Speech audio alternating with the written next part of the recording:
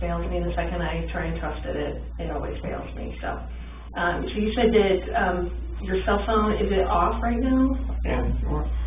That would be great, because we can't have anything like buzzing, vibrating, ringing, that kind of stuff. So this will take at least a couple hours to do the polygraph, just because it's a real structured type of interview process. I have to go through a bunch of things with you. You're going to get the same polygraph that I gave someone last week. So it's very structured, and we go, in order and that kind of stuff, and you're going to know the wording to all of the questions I'm going to ask you on the test before we even take the polygraph. So don't, a lot of people come in here and they think, oh, they're just going to, attach all these components to me and then just start asking me random questions that I've never heard before, and of course I'm going to react to that. That's not at all how polygraph works. And yeah, you're actually going to probably know more about polygraphs than anyone before you leave here today, just because I explain everything to you and how everything works, okay? Obviously, you're probably nervous about taking today's test. Honestly, I would think something was wrong with you if you weren't nervous about coming in here to take a polygraph. Yeah. Even if people are like, I don't have anything to hide, it is nerve-wracking. And I have taken tons of polygraphs, obviously, in my training. I went to 10 weeks for training. I've been a polygrapher for about 5 years. I went to the best school in the country. So I want you to have confidence in the fact that if you had nothing to do with this disappearance, like, we're going to find that out today, okay? I have the best training that they offer in the United States. We use the most validated testing, the way I'm going to ask you the questions. So believe me, if you had nothing to do with this, I will be able to show them that today, okay? So that should give you some confidence that, this is how, like, you're going to be cleared today if you had nothing to do with it, okay? There's actually only, nervousness or anxiety cannot cause you to fail a polygraph. A lot of people think that too, that if they're really nervous that it could cause them to fail. If that were the case, no one would be allowed to take polygraphs, because every single person is nervous or anxious about taking the polygraph, okay? I thought that's how it worked. On nervousness? Yeah. No. There's actually only 2 ways you can fail a polygraph, okay? The first way would be if you fail to follow my instructions. I'm going to give you a lot of instructions today about how to sit still, how to answer questions, things like that. So if you fail to follow those instructions, you will not pass today's test, okay? The second way would be if you choose to lie to me today. Lie to me today, okay? Obviously, this is about 100% truth. Even if there's, something that you didn't tell the investigators, since Monday, I guess, is when you ended up, the police were involved. If there's something that you didn't tell them since Monday, like, that is totally fine. Like, I get it. People aren't going to remember every single detail every time they talk to someone. As long as you tell me what the truth is today, you will have no problem with passing, okay? I promise you that. And obviously, I hope that, if you did have something to do with their disappearance, it would be really stupid for you to come in and take a polygraph today. Exactly. Right? Like, it would be really dumb. Like, you should not be here right now sitting in this chair if you had anything to do with Shanann and the little girl's disappearance. Okay? Okay. And it's Celeste and Bella, is that right? Yeah, I'll call her CC too. CC, okay. If that comes up. Okay, perfect. So, and I know very small amounts about the case. Okay. Just because I want to know less about the case, because I want you to be able to tell me about the case. I don't want to have some preconceived notions about the case, and that's why I don't want you to assume that I already know details because you told Detective so-and-so, that kind of stuff. I want you to be able to tell me like you were telling someone for the very first time about what happened when we get into actually talking about what happened, okay? Obviously, Chris, you are not under arrest. I have no plans on arresting you. At any point today, if you decide you want to leave, the door is right there. It locks us in here. Oh, no, yeah, I saw that last night. So there's a key in there now, so you can, if you just turn the key, it lets you out, okay? And at any point today, even after all these components are attached to you, if you decide at that point, you know what, I don't want to take this polygraph, I don't want to be here, this is BS, whatever, that is completely fine. Just please allow me to unattach my components before you drag my $6,000 instrument on the floor and run out of here.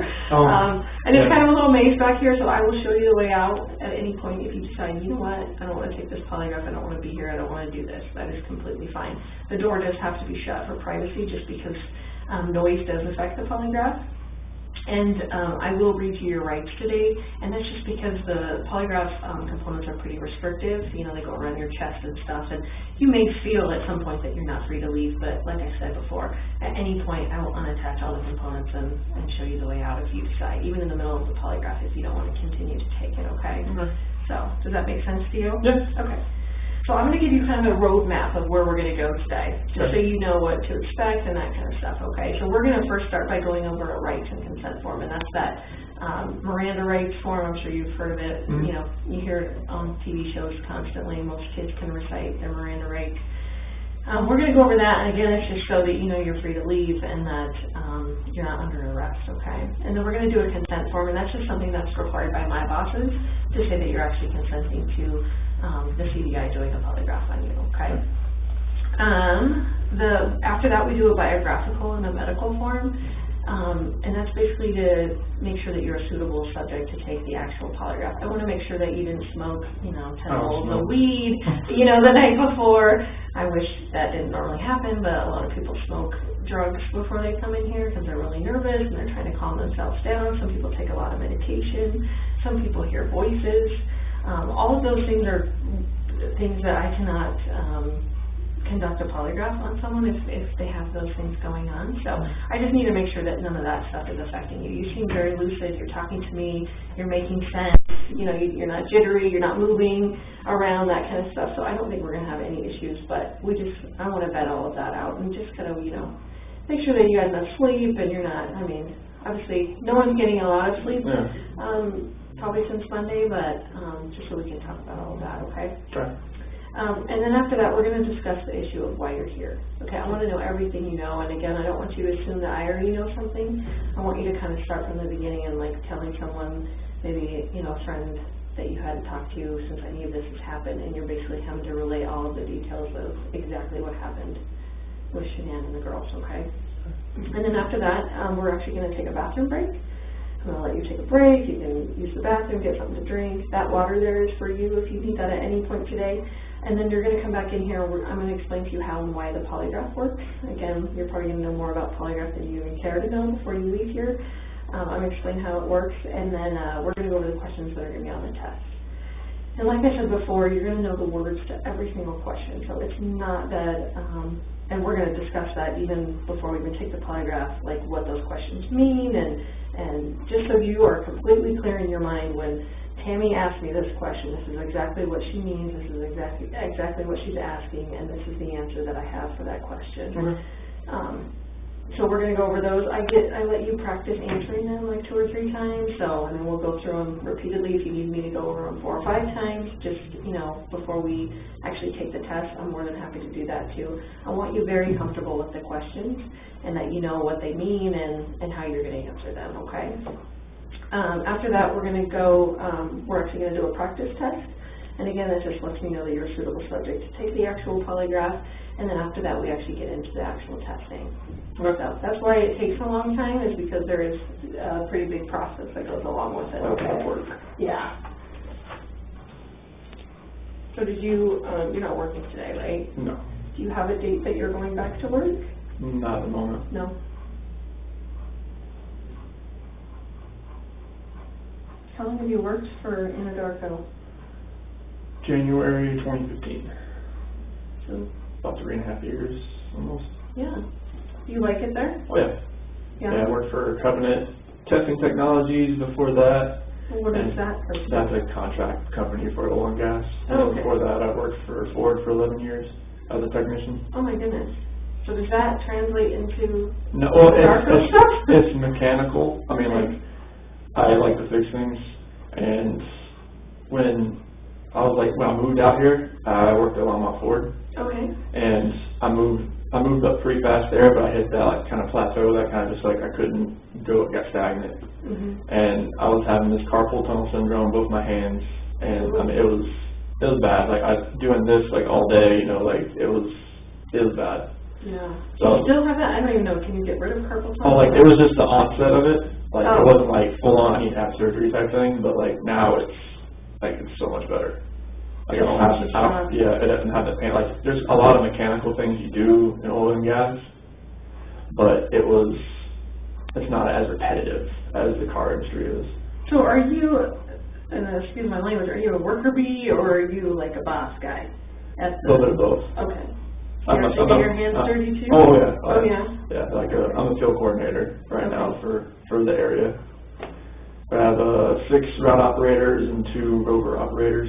So that's what I'm kind of just over them right now, and we kind of game plan, like we look on the computer on our Weld summary screen, and kind of go from there to see what kind of problems we might have throughout the day. Sure. And just kind of like, all right, this is what we need to do. You go here, there.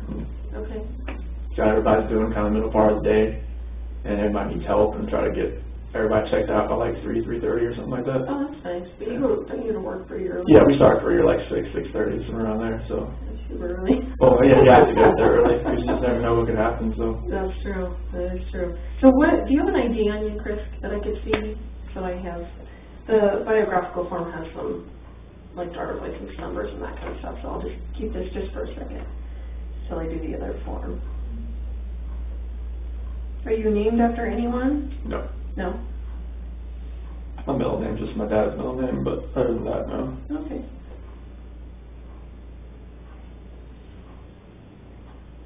If I mispronounce your wife's name, please correct me. For some reason, just think of Shenanigans. Oh, I like that. Okay, I got it. That's the way she tells people. Does her family call her Shanann? So the way they spelled it, it was like Shanann, like with an apostrophe, but she just calls it Shanann. That kind of, she was named after Shanann. Oh my gosh. Okay. Okay, so. Is it B-E-L-L-A? For Bella, yes. Okay. And Celeste is C-E-L-E-S-T-E. Perfect.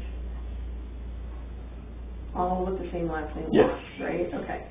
So, Chris, this is that advisement and rights form. This just says that Agent Tammy Lee says, I'm an agent with the Colorado Bureau of Investigation, and I wish to talk to you about obviously the disappearance of Shanann, Bella, and Celeste Watts, okay?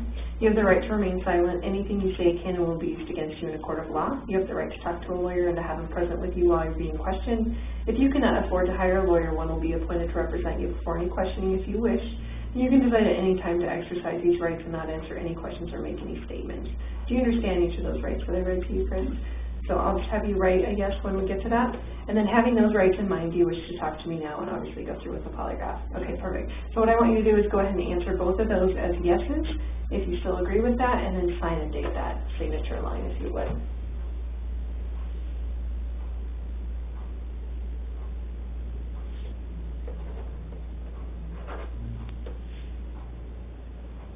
Have you always been a Tar Heels fan? Yes. 15? It is, yeah.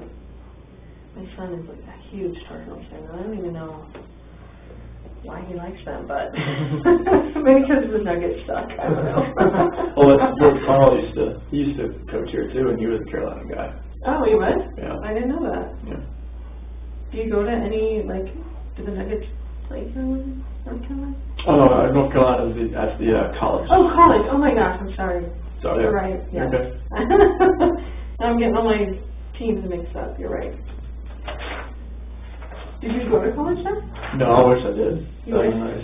Yeah. Well, where did you go to college? I went to NASCAR Tech in North Carolina as well. NASCAR is the name of it? Man, it was a mechanical school. Oh, really? Yeah. Very cool. It focused on regular automotive and then the NASCAR portion as well. Oh, very cool. Did you learn a lot of stuff? Oh, yeah. Is that like kind of elite mechanical school scope? It was part of the Universal Technical Institute. Like, it was part of their program, plus the NASCAR part, plus I went to the Ford, the FAC program there as well. So. Wow, that's awesome.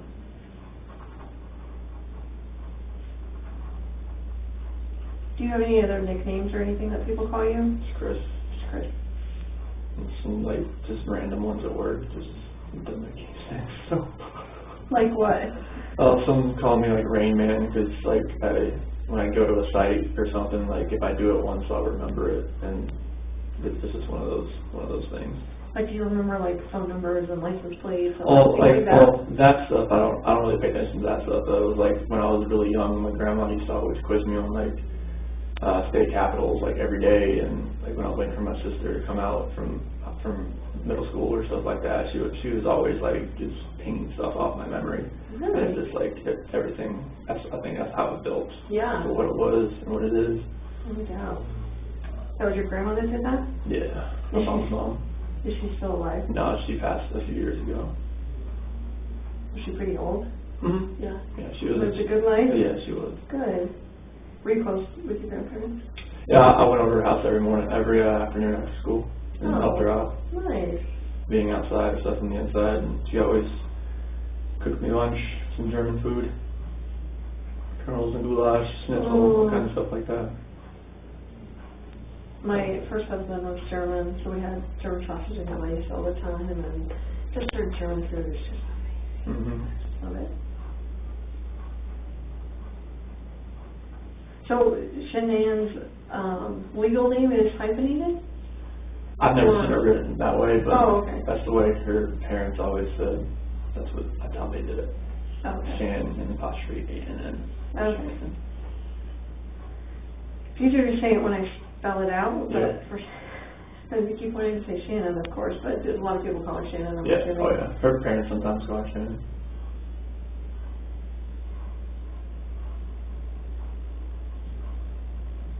Have you talked to her parents at all? Mm-hmm. Yeah, are they being pretty decent and good? Are they coming here? I'm not sure yet. Who, like, my dad's here. Your dad's here. Is there any other family members of yours coming? Not right now. No. Just my dad came out and just for support. He just got here this morning. That's nice. What a nice kid. Mm-hmm.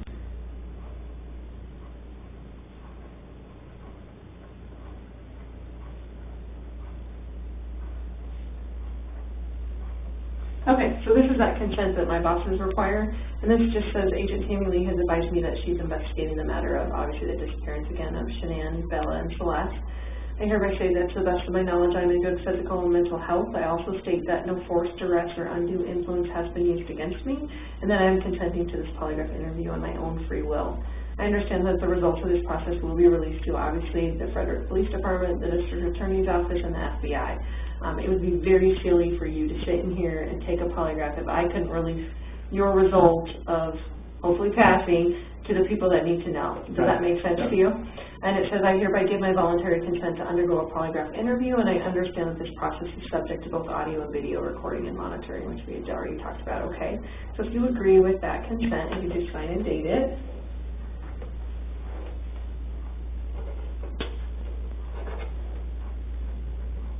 So where did you stay last night? Because I know that Nick and Amanda's house. Nick and Amanda Thayer. How do you know them? So Amanda used to be a director at Primrose School where Bella and Cece go, but then she transferred to another place, and Shanann was getting her on Thrive, and that's how they met. So Amanda's transferred to another Primrose? Yeah. Okay. So like Shanann couldn't like talk to them about Thrive, the direct sales business, like while they're at, like they weren't allowed to like talk like, you know, outside, like if their child goes there, I don't know, something about the school rules or something like that.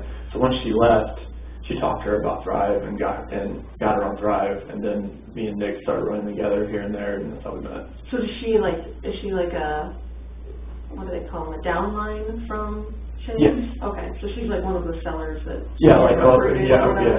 Okay. And I don't even understand Thrive, I'll be honest with you. Like, I'm even a chick, and I don't understand what all of that Thrive stuff is about. It's vitamins and minerals, and it's all plant-based, non-GMO stuff. It's really healthy for you. Yeah. Do you do it? Yeah. Oh, you do? Mm-hmm. Okay. Yeah, I was 245 pounds when I started. No way. Yep. How long ago was that? 2016. Wow. I've been doing it for a while. Oh my gosh. So, I think the only thing I know about Thrive is like patches or something. Is that what that is? Well, it's 3 steps. You have like vitamins. You have 2 capsules you take when you wake up, 2 pills. Okay. And then you take a shake with water and put on a patch. You have a patch on right now? No, I don't. Oh, I want to see what a patch looks like. It's just like a little square piece that just kind of goes on your skin, and it's like absorbs, like it opens like up your pores a little bit, and the vitamins kind of absorb like through your skin, like time release throughout the day. Like, can you tell you feel better when you have the patch on? Mm-hmm. Really? Yeah. That's crazy. How much are patches? Just the patches themselves. Or are you supposed to do this in combination with all the other The stuff? 3 steps. Okay. That's what I call it, the 3 steps. But like, I feel like you could sell it. I feel like you know enough about it. You could sell it. She has me on the as like I signed up underneath her. Oh, okay. So like, you know, I'm part of her team. Oh, okay. But she kind of runs that part of it because she knows like I'm not the type of seller. I'm not a seller. Yeah. I don't like. You're not a salesman. Yeah, like I would like say too much, she says, about the product. Instead of like sometimes it's not so great because of this, or... Yeah, it's like I would just give out like too much information about the product instead of just having like them call her. Do you sell it to any of the people that you work with? There's one person that I work with that uses it. Who is that? Troy. Troy? Yeah, he works. I think I heard that name, Troy McCoy or something. That's a funny name. Yeah, we call him the real McCoy. The real McCoy. Everyone's like, his parents like actually named him Troy McCoy. It's super cute. So he works for you, is that right? Or he works with me. He's the other field coordinator. Oh, okay. Yeah, he's got a lot more experience than I do. He worked in Kansas before he came here. Kind of shows you the ropes. Yeah, he showed me a lot about different things, and I picked up a few things that he didn't know, and just kind of like, we worked together pretty well. Nice. Is this the correct address for you? Yeah, it should be that.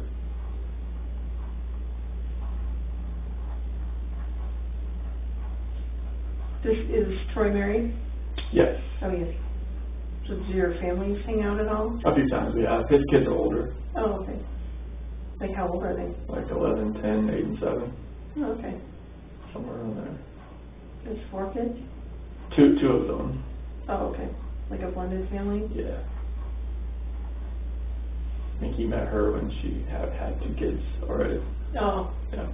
So what's your social security number, Chris? 241. Okay. 67-3387. And your cell phone? 910-309-1702.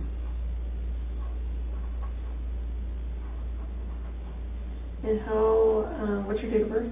5/16/85. How old does that make you today? 33. And where were you born at? In Fayetteville, North Carolina. How do you spell Fayetteville? FAYETTEVILLE. Do you say Fayetteville? Mm-hmm. Okay. And this says you're 225. Is that correct? 180. Okay. Was that a lie on here? What year was that? That was 2014. No, I was 225 then. Oh, okay. Yeah, I gained some more weight. What do you think made you gain weight then? Celeste, pregnancy.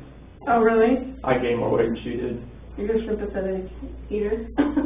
When I went and got her Oreos, I ate a few on the way upstairs. I'm not gonna lie. That happened a lot. Now, can you do the Thrive stuff when you're pregnant? Is that safe for that? Yeah. Yeah, because it's all natural or whatever? Yeah. There's different variants of the patches that she can't use because like some of it's for weight loss. Oh, you don't want to lose weight while you're pregnant, right? Or it's more like for fat loss, and that's like, they recommend not using that type of patch. Okay. So as far as growing up goes, and I'm actually done with that, so you can put that away, thank you so much. Who all was in your family? Who did you live with? My mom and dad, okay. my sister. And your sister? Yeah. So just 2 kids? Yes. Okay, and what's your sister's name? Jamie. Have you, is Jamie coming, or have you talked to Jamie? I've talked to Jamie and her husband. Yeah. How old is Jamie? So she'll be 40 this year. Okay. She's 39 right now. Okay. So she's a little... Yeah, she's 7 years older than me. Yeah. So you were at home by yourself for a little while, huh? Yeah, we didn't really get close until I got like older because that was such a big age discrepancy. Mm-hmm. So you get along with her well now, and her husband and stuff. Yeah. Do they have kids? 2. 2 kids? Yep. How old are their kids? 10 and 7. 10 and 7. Do you get to see them very often? Or? I just saw them like when I was in North Carolina. Oh, you did? Yep. Nice. When were you in North Carolina? So it was the August 1st to the 7th. Nice. And how far did you get in school? So I graduated from high school and I got through the NASCAR Tech program. Nice. So you got a GED or an actual diploma? So it's like a certificate, I guess. It's not really a diploma because it doesn't have like English, math, science there. It's just strictly like mechanical. No, but through high school. Oh yeah, I got a diploma. You got a diploma? Oh yeah, okay. definitely. And then you got a, I'm sorry, Like a certificate from NASCAR Tech that I completed their programs. Like, I guess it can't be a degree without, like English, math, and science and stuff like that. Did you always know that that's what you wanted to do, was the car stuff? It was, if I could go back, like, I'd probably just use that more of like a hobby. Mm-hmm. And maybe like dive more into the technology part of it, like, because we had like an Academy of Applied Technology when I was there, Mm-hmm. in the high school I was in, maybe go into more of the computer programming part of it. So are you like a pretty techie guy? No, I don't say techie, but I understand like numbers and math a lot. Like that's like with working on these wells, like there's a lot of programming, a lot of setting up these wells to make them run, and like using the numbers, the pressures to optimize the wells. Is something. You already lost me. Like I do that job. No, I did not do that job. That's why I helped Troy. Like he knows more of like the stuff that was like 10 years ago type of thing, and I know more about. I've kind of like grasped the more of the stuff that's happening right now. Sure. And that's how like we kind of like work together. He's like, if he has to work on a pumping unit, like all right, I'll help. You got this. If like you're working on like a normal well and setting it up, he's just like, here you go. Mm-hmm. Like I will just watch. But does that translate into like my husband is a techie guy in our family, so like he sets up all our routers, like when I get a new phone, he sets up my phone for me just because he has that brain that I don't have as far as being a techie person. So are you kind of that person in your family? I do that. I can do that kind of stuff. I can't like do code or anything like right. that. But you're not writing computer code? No, I can't. 0-1-0-1, that's not right. All that kind of stuff. Right, okay. Awesome. So, in your job now, like, what is your title? I'm a field coordinator. Field coordinator, okay. And you've done that for 3.5 years or whatever? So I was an operator. Oh. Like, well, it's the same. Like you're an operator. You're operating the oil and gas locations. This was just I was the operator, and I was the operator but / rover. Like I would go around helping people. And now I've went up to field coordinator. It's like now I just kind of like tell people like this is where we need to go and. Like, we need help, let's go there. So when did you actually get promoted to that? When one of our other field coordinators, he went to a different group, the HG Ops group, and our other field coordinator had to go down to Texas to help, so me and Troy got elevated up.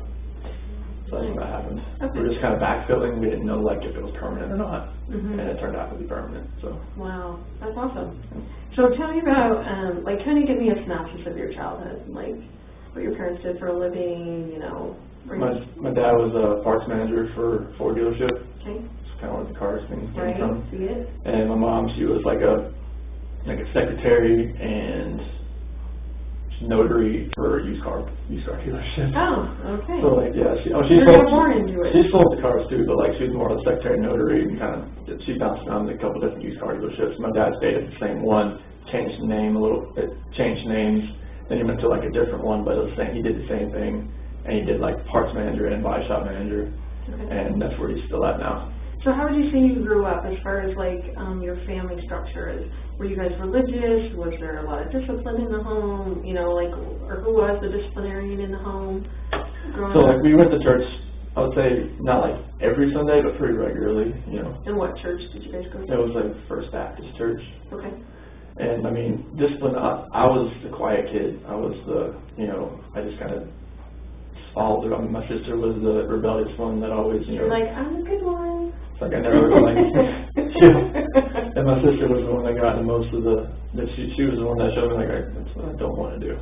Right. I would wake up to my mom and my sister pretty much arguing every morning. That's how I went. Okay. They're like, I don't want to wear this. I want to wear that. I'm like, okay. And you're like, Mom, what do you want me to wear? I'll wear whatever you want. I was just going, if I didn't do it, don't wear it today. Right.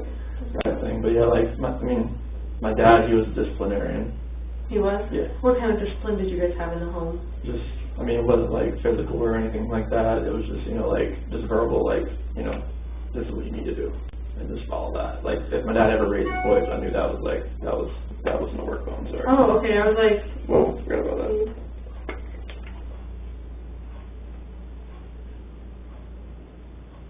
I'm doing kind of now. I'm not in the middle of the test. No, you're good. I have 2 phones too, and it's hard to keep track of them. So. Yeah, my work phone's alright. I'm glad I did that. Yeah. Okay, so you said your dad was a disciplinarian, but he just. I mean, it was verbal, like, cause like if he raised voice, I knew something was like okay, that's okay. I'm good there. Like, right. Did anyone struggle with like drug or alcohol abuse or anything like that in your family? No, I mean, my dad did at one point, but it was like after I left. like after I graduated and everything, and I just like, cause my sister, she would leave and she'd come back, leave and come back, leave and come back. She never like runaway kind of thing? Oh, like, she would move, like, she went to East Carolina, and that didn't work out, so she came back home. She moved to a different place, and that didn't work out. She came back home type thing. And, like, when I left, I was on my own, and I was, like, self-sufficient, and I never came back, and I think that hit him pretty hard. So they expected you to come back, do you think? Oh, he was used to me being around. Like, he's my hero, he's my best friend. Your dad is? Yeah. Yeah. Yeah, so, like, that's where I think that kind of hurt him a little bit, because, like, once I left, I didn't move back. So tell me, so you're talking about for college? Like, as soon as you graduated, yeah. You moved out? So is NASCAR close to where you guys live? Like, no, like, once I graduated high school, I moved to Mooresville, North Carolina. That's about 2 hours away. Okay. And that's where I live.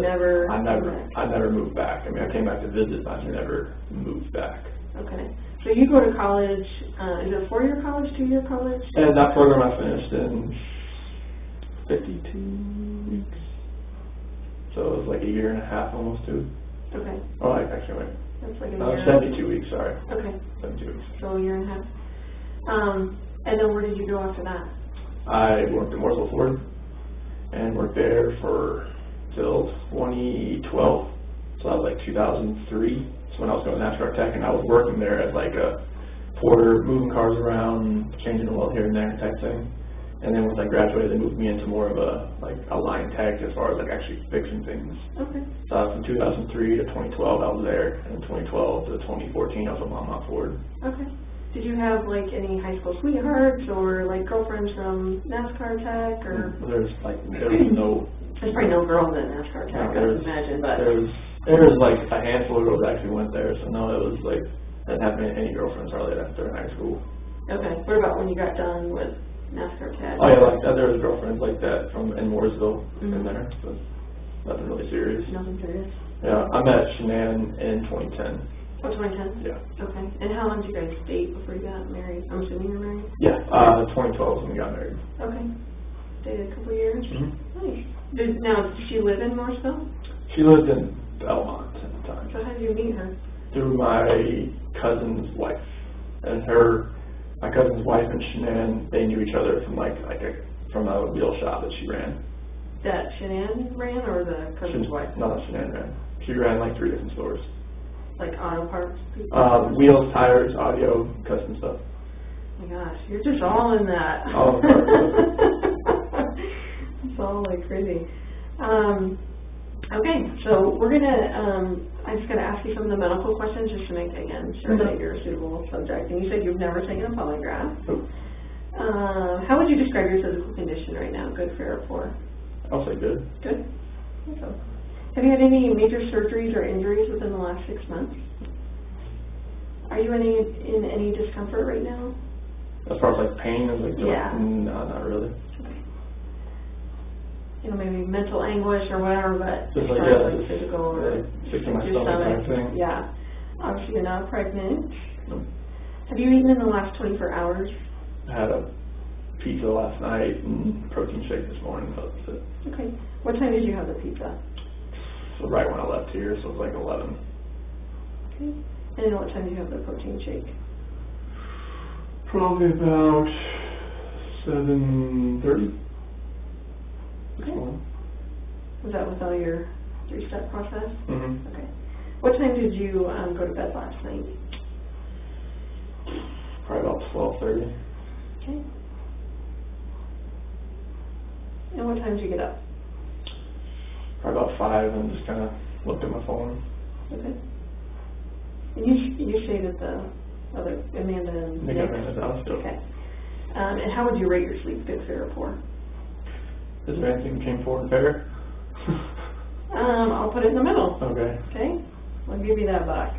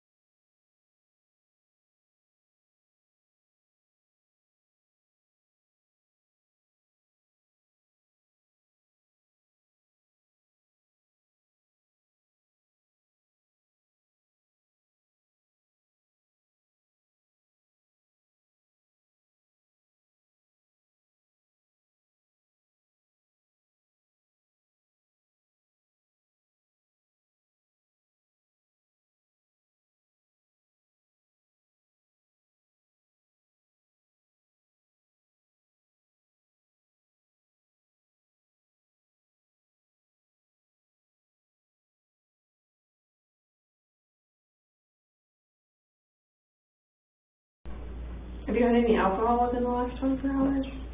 Do you drink alcohol? Only with, like, if I'm going out somewhere, like, with friends coming over, I don't drink by myself. Okay. That's not, I don't think that's really... How often would you say that you drink in a given week? Like, how many beverages would you have? If I drink something, just be like 1 or 2. 1 or 2 beers? Or yeah, beers. I don't do it. No hard alcohol? No. Okay. Any legal or illegal drugs consumed within the last 24 to 48 hours? No. That includes even cough medicine, you know, anything like that? No. So you just had vitamins, is that right? Okay.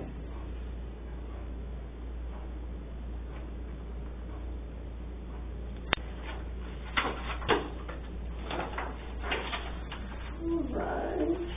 So now Chris, we're going to discuss the reason why you're here, okay? So now what I would like you to do is, again, kind of treat me like, you know, someone that has no idea about anything, and that you actually have to start from the entire beginning, like kind of start when, I would say when you met Shanann, just kind of explain your relationship, I guess, just so I understand it, as far as, you know, meeting in 2010 and, you know, when the kids came about and that kind of stuff, and then just bring me up to the point of, you know, yesterday. Okay. If you could. All right, so 2010 is when we met pretty much through Facebook because of my cousin's wife, and she like recommended us as friends type thing, and that's how we kind of started talking. And our first date was at a movie theater. Didn't really impress her much because it was actually a nice theater. I didn't really know what I was walking into as far as like I walked in and there was like a doorman and he was all dressed in a suit and I was in camo shorts and DC shoes, and I was like, okay, hopefully I'm very underdressed for this. But like I walk in, I see her and she's all dressed really nice, and like she told me like after the fact, like, man, I hope that's not him. kind of deal, like, because like we know what each other look like, but like I wasn't really dressed for what we were doing then. But on the second date, I actually made a mistake again. We're in the same thing because I kind of forgot what I wore. But I went to a Kid Rock concert, and like I think that's kind of where I won her over, because like we actually got to like the actual concert, and like I forgot my ID, so I couldn't actually get in. So I actually ran back like 2 miles to the car and got it and came back. And I was just like, I was just like soaking wet. I was just like, it was like middle of July, August, in like South Carolina, and humidity and everything like that. It's on an Army base. So I ran back, got it, and everything like that. And then I think it was our next date, we actually went to Myrtle Beach, and like she had lupus. Well, her lupus was really like acting up in North Carolina. So like she had like these flare-ups, joint pains, all that kind of thing. And we were driving back, like she laid on me pretty much the entire way back. And I think that's when like she realized, like, this guy's actually pretty nice, because like he didn't tell me like, all right, get off my lap or type thing. Like I just let her just rest on me the entire way back. And it was like 2.5-hour ride from Myrtle Beach to Charlotte, the Belmont area. But yeah, everything flourished from there. Like in 2011, I proposed to her over in Ocean Isle Beach. Like that was around our anniversary, and I did it right out there on the beach at night, and I could tell, she was extremely tired, and I was like, I just want to do this, I want to do it like today.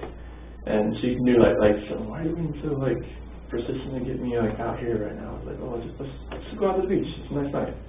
Proposed to her on the beach, said yes, and everybody was ecstatic and everything. And she's very organized. She's like OCD about like organization, putting things like you saw like the pantry. Everything's just like named in a container all the way down. Like it's very easy for, if you just came into our house, you would know what stuff was. You would know like where everything was. It would be easy.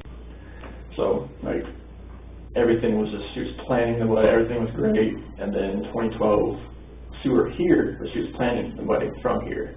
But everybody was back in North Carolina. So it was guess you call it destination wedding if you want, because they fly back for that.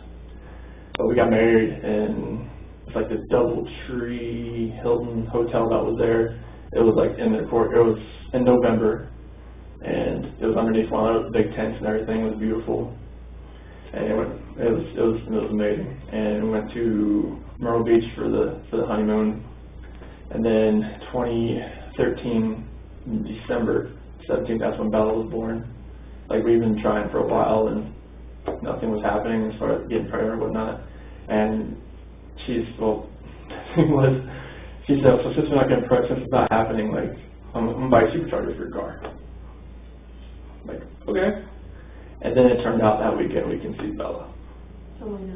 The week she bought me a supercharger for my car. So it was Did you take that back? I'd already put it on. And it was actually like a special order, like, part that was sitting in a dealership. Okay. Stuff like that. So, like, it was ironic that it happened that, you know, like, bought a supercharger for my car, and then that weekend conceived Bella. And then Bella was just a gift. I mean, she didn't think she could get pregnant because of the lupus and everything like that. Like the doctor said, it could happen, it might not, but it happened, and it was a blessing in disguise right there. It's like, oh my goodness, it just happened, you know? So, like, did she have normal pregnancies? Like, was Bella's normal? Bella's was, she had shoulder dystocia when she was born. So was it like her shoulder was... She was turned. Oh, just turned? Yeah, where like they had it, like, push her out. But she had a vaginal birth? Oh yeah, all that. That was. Cord wasn't around her neck? Nope. Or anything No. like that? No. Okay. Nothing like that. So Bella was born December 17, 2013, and she was a gift. So just go along with Bella, and then and Cece was born July 17, 2015, and we had this whole little thing staged up with Bella in the crib and a little eviction notice. Like, she was there, and it worked out pretty well because she was just standing there crying, like, you know, like, I don't want this type of thing, you know.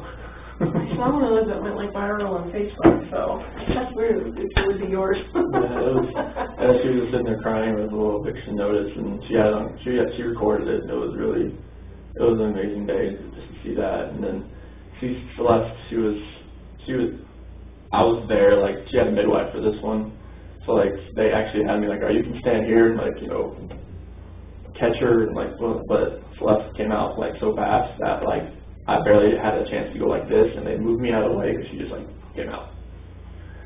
So it was Celeste. I was a lot better with Celeste because with Bella I didn't really know like a lot, like what I should do, what I could do, how to calm, stuff like that, like, you know, burp, swaddle, everything like that. Like, I didn't know. Yeah, I had like no idea. I just pretty much watched, like, all right, how do you do this? And then with Celeste, it was more of like, that's why Bella kind of like, she's a mommy's girl. Then when Cece was born, did you care if it's Cece or Celeste? No, okay. Go for it. All right, when Cece was born, it was more like, all right, I know how to change the diaper, I know how to do all this. Like I can do this, I can help like a lot more. That's why Cece is more of a daddy's girl now. Like, whenever she gets in trouble, it's just like, she said, and Shanann gets mad because, like, all right, don't cuddle her when she gets in trouble. Like, she's in trouble, leave her alone. Like, she just bit Bella, you know. She just like hit Bella. Like, don't coddle her. That's where I'm going to coddle her. So it's like having them both around is just like absolutely amazing. They're like two peas in a pod. Like, Celeste is more than rambunctious, just like all out. She either goes or she's sleeping type thing. So she's always getting in trouble, always like trying to find something to climb, jump off of. Like, is that like you or is that like Shanann? Bella's more like me. She's more of a calm, just like she's cautious type thing. Like when Cece, I think, fed off of Bella a little bit as far as like, all right, she's my sister. She's the younger one. She's the youngest person in here besides me type thing. And she kind of fed off of her and some of her friends that, like, you know, came over. And that Cece just kind of like built that attitude. She was just like, yeah, she's a rambunctious little munchkin. Like, if I'll show you a picture, but it was off. But like when she was on the plane coming back, I mean, she just had like this face like that. Like, don't like. But she was excited to be on there, or? Oh yeah, it was just like she was like being like.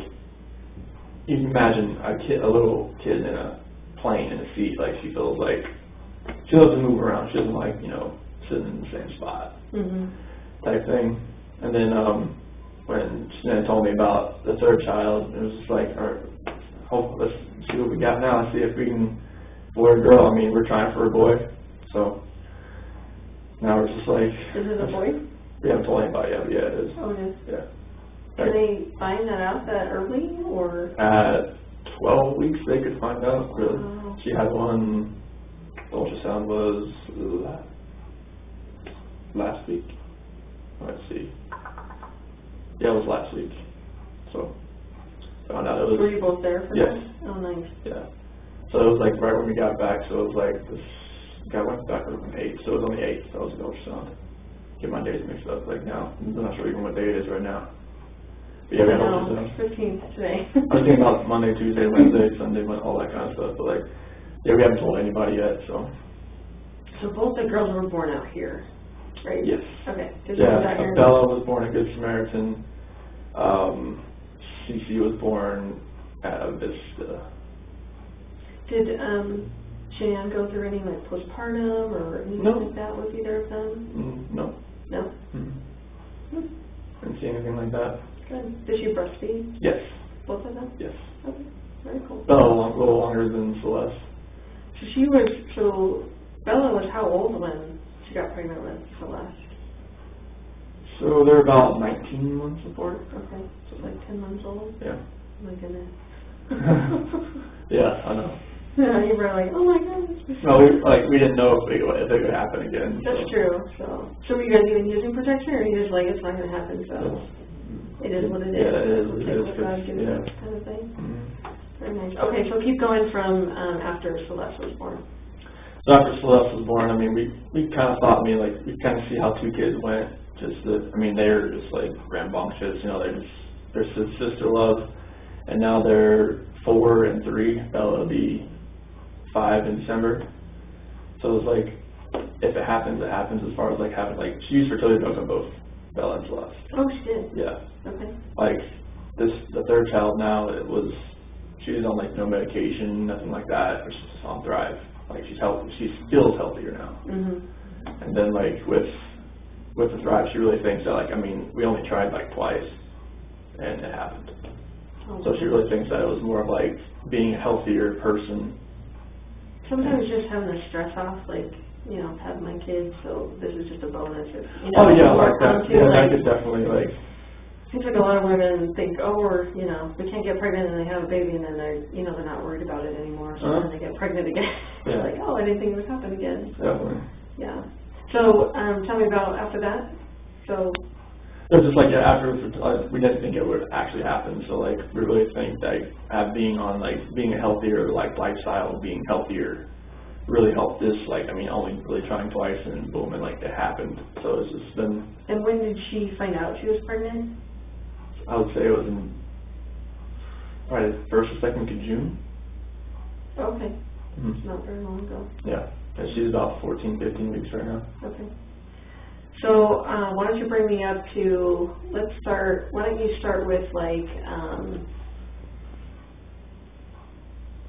so you guys went to North Carolina, so maybe just start from the trip to North Carolina. I guess you met her there maybe for part of it, is that right? Yeah, she was there, so we got back we went to a Thrive trip in San Diego, and it was the end of June. Okay. And then I think it was June 26th, that's when we came back here. Her dad was watching the kids. And then that same, later on that day, they flew to North Carolina. Okay. So why don't you kind of start there and just take me up until yesterday? Okay. And as detailed as you can. Okay. So, while they were in North Carolina, it was they're there to see my family and obviously her family, and just kind of because they haven't seen the kids in a while, as far as our kids. And so they were just there. She had a couple things she wanted to do there, as far as meeting up with her promoters and customers. That she had a bunch over there in North Carolina, so she was hoping that she could meet everybody else over there and have her dad, and mom, and my mom and dad have fun. With the kids. And free babysitters, heck yeah. I know. But yeah. It was mainly just a little family vacation for them right now, for them on that trip, for everybody, just to see the girls. And Celeste's birthday was during that, on July 17th, so they had a birthday party there with jumpy houses and stuff like that, and they FaceTimed me during it so I could see it. They didn't have a birthday party out here for her because it was, when they got back it was in August, so. Right. So, but yeah, I got to FaceTime and watch it all, and it was pretty much just hanging out with family the entire time. Okay. Yeah. And I was here just going to work and working out and going running and just keeping the house up and doing that, and just, I waited till my flight was July 31st, and I flew out there for a week, and I flew out there for a week so I could fly back with him. So we went, so July 31st, I got there, stayed at Mom and Dad's house. The next day we drove to the beach, stayed there for about 4 or 5 days. It was in North Myrtle Beach. And first time the kids were seeing the beach. So they were ecstatic, obviously seeing waves, being in the sand. They love sand. Unfortunately, they love sand, because it's just like you get it back, you just got to shower them off, because Cece was so like into the beach that, I mean, her bathing suit was just full of seashells. It was like, okay, let's get all this off of you and rinse you off, please. Right. But yeah, it was an awesome trip. Like just seeing them react to the ocean, and then we went to like Broadway at the beach. It was in Myrtle Beach, like an outdoor little mall, and they got to go in these like little, like where they strap you in a harness and you get to jump higher. Yeah. And Bella and Celeste, they loved that. They just loved jumping that high. It was amazing. Nice. Yeah. And then I went to see my grandma, my dad's mom. She's in a nursing home, so like some days she remembers people, some days she doesn't. And luckily that day she did remember me, so that was really a good day to go in there, and went in there with Shanann and the kids, and obviously like they had already been in there a few times while they were there. Sure. Yeah, and they were. She lights up when she sees those kids. I call her Mama. That's what she always calls, but Mama, she light it up when she sees the kids, and she remembered me, and that was great. Yeah, and my dad came and picked me up, and I went over there and stayed with my parents for a day, and just kind of like hung out with them. Saw my sister, her husband, their kids, had a little cookout and everything, and it was awesome. And then the next day, I think it was the 7th, yeah, August 7th, yeah, we went to her parents' house, had everything packed up, ready to go, and flew back here. And then got back later on that night, the 7th. And then on the 8th, I went back to work. And then on the 10th, that's when Shanann flew out to Arizona with Nicole. And I had the kids from Friday, Saturday, and Sunday. And we went to a pool party on Saturday with Jeremy Lindstrom's, his son's turned 4. And they had a little pool party and everything over there, or a little mini pool, and it was water balloon fights. It was that epic time. It was great. It was awesome. That was awesome. It was just seeing their faces and seeing how much I mean, they didn't really play with water balloons that much at all. So Cece, like, she would come over. She put one right in my pocket and just smacked it while I wasn't looking. She's a little trickster. So that was funny. And drove home, got back home, ate, and it was a really awesome day. Okay. What happened after that? So that was on that Sunday. So got the kids back, got them all showered up, got them to bed, and just pretty much waited around for hear from Shanann, because she was flying back that night, and her plane got delayed because there was a lot of dust storms in Arizona. And there was some other weather around that was delaying flights getting in there, and they didn't have a crew. That's why it was delayed. So her flight was supposed to get in around 11, but it didn't actually get in until about 2. So it was about you want to just go into this now? Yeah. Okay, cool. So about 2 o'clock, she came into bed. Like about 1:48, my doorbell picked up that she came in, but at 2 a.m. that's when she came into bed. And about 4 o'clock that morning, so my alarm went off, so that's when I usually get up, get ready for work and whatnot. So I get up, get dressed, brush my teeth, deodorant, all that kind of good stuff. I don't know if to take a shower because I work out in the oil field, but I'll take a shower when I get home, type thing. And she told me before she got in that I want to wake up, when you get up, just take a shower, get the airport off me, type thing. So I woke her up about after I got ready and everything, and then we had to talk about the selling the house and about separation and stuff like that. It was an emotional conversation. Obviously, we were both crying, and after we talked, she said she was going to take the kids to a friend's house, and that she'd be back later on that day. So it's okay, that's fine. So I went downstairs and packed my lunch and filled my water jug and got my computer and everything and loaded my truck up and I went to work. And then once I got to work, started working, and about 7:40 or so, I texted her, like, hey, I hadn't heard from her. I was like, okay, like, I didn't know where she was going. Like, I didn't know what friend's house she was taking them to, or what friends she was going to with the kids. So I was like, hey, text me, let me know where you went, where you took the kids. And I didn't hear from her. Like, it's normal for her not to respond to me, because, like, when she has her direct sales people, like, she'll get back to them first, because, like, that's what she does. Mm-hmm. So, like, for her, like, not to respond back to me, that's happened plenty of times before. So continue working, and I noticed, like, it's about noon, she hasn't got back to me, like, hey, call me. Like, I've called her once before that too. And then about 12:10, that's when I got a doorbell alarm on my phone saying someone was at the front door, and that was Nicole. And so I called her, and I was like, hey, what's going on? She's like, I haven't heard from Shanann, like, all day, no texts, no calls. And I'm like, all right, this is kind of strange. So, like, Nicole's at the front door, and she's like, okay, her car's here, I can see her shoes, like, because we have this little rectangular long window next to the door. And she could see her shoes right there and whatnot. She's like, all right, something's going on. So, like, she called me, she was like, all right, like, I can't get a hold of her, something's going on. And that's when I came home. That's when I left to come home. So, Nicole called me, she's like, all right, there's going to be a police officer here when you get here. I'm like, okay. Like, they couldn't get in because the latch on the top door that's what we kind of put over, just to make sure, like, like, if the kids try to go out the front door, they can, because that's there. But the keypad on the outside on the garage door doesn't work. So, like, they had to wait until I got there. I got the garage door opener, I hit it, went inside the house, and, I mean, car's there, car seats are there, purse is still there, phone's on the couch, like, her wedding ring sitting on the nightstand. And it's like, there's, like, no sign of Bella, Celeste, or anywhere.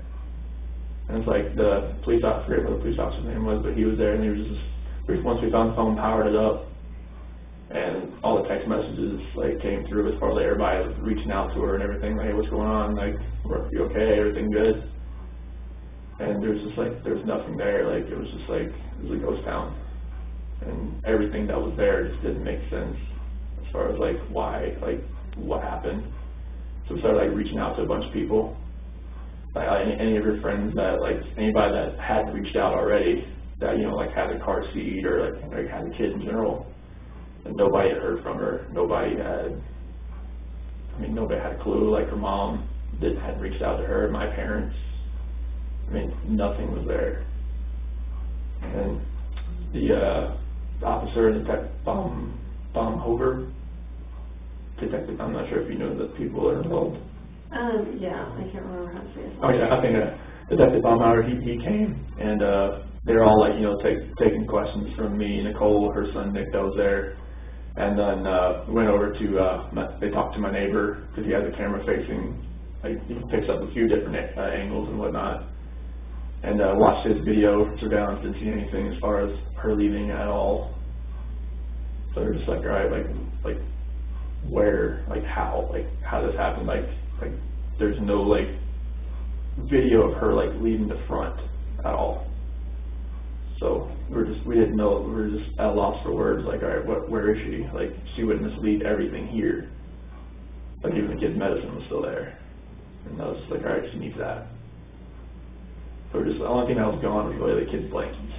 Like, everything they slept with, like, Celeste has, like, this big New York Yankees blanket, and a little dinosaur, and, like, a little dog that makes noises, and a turtle, and something. It's a whole package. And Bella has two blankets, but one was still at the house, the other one was gone. And she has a dinosaur and, like, a little swan blanket. Her other little